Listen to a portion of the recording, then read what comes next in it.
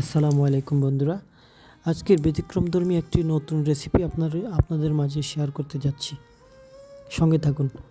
রেসিপিটি আমি শর্টকাটে বলছি। ফুলকপি, আলু, টমেটো প্লাস ডিম। অসাধারণ সুন্দর, তাই না? দেখতে যেমন সুন্দর, খেতেও সুস্বাদু। যাই হোক, মূল বিষয় নিয়ে কথা বলি। কথা হচ্ছে, পেঁয়াজ, মরিচ, টমেটো, আলু সব কিছু কেটে রেডি করার পরে ডিম 6টা ডিম ভেঙে, 6টা কিন্তু আপনাদের পরিমাণ মতো আপনারা নিতে পারেন। ডিম ভেঙে টিফিন বাটির ভিতরে ভরে মুখটা বন্ধ করে,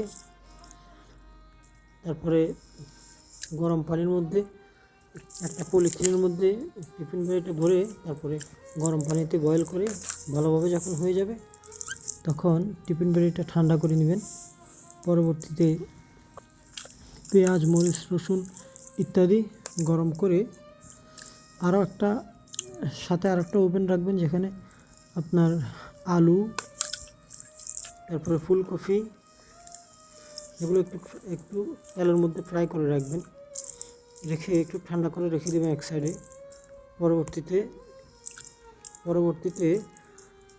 পেঁয়াজ, মরিচ এগুলো যখন ভালোভাবে ফ্রাই হয়ে যাবে, তখন আপনার ডিমটাকে যখন ঠান্ডা হয়ে যাবে তখনই নিয়ে ঢাকনাটা খুলে পরে কেটে কেটে টুকরো টুকরো করে রাখবেন।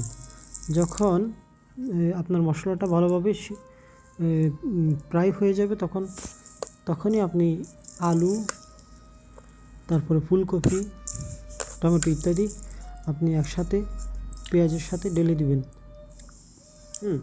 দেওয়ার পরবর্তীতে আপনি ডিমটাকে সুন্দর করে কেটে কেটে, যখন আপনার ফুলকপি, আলু, টমেটো এগুলো ফ্রাই হয়ে যাবে, তখন আপনি ডিমটাকে, যে কাটা অংশগুলো আছে টুকরো টুকরো, 4 কোণাওয়ালা অথবা 3 কোণাওয়ালা, আপনাদের যেভাবে ভালো লাগে সেভাবে করতে পারেন, এটা সাথে দিয়ে পরে একটু পানি দিয়ে বাস ঢাকনা দিয়ে দিলেন। তখনই আপনাদের পছন্দ মতো এই রেসিপিটি তৈরি হয়ে যাবে। খেতে যেমন সুস্বাদু, দেখতেও সুন্দর। আমি জানি না কেমন হয়েছে, আপনারা আমাকে জানাবেন। আমার কাছে ভালো লেগেছে, আমি নিজে ট্রাই করেছি। আমি অতটা ভালো রেসিপিস্ট অথবা রেসিপি করতে জানি না। যাই হোক, যতটুকু করলাম আপনাদের মাঝে শেয়ার করলাম। আপনারা ট্রাই করবেন, ইনশাল্লাহ। আশা করি আপনাদের পছন্দ হবে, খাবারটা ভালো লাগবে আপনাদের। তো সকল বন্ধুরা ভালো থাকবেন। ধন্যবাদ। আজকে এখানেই শেষ, পরবর্তীতে আবার দেখা হচ্ছে।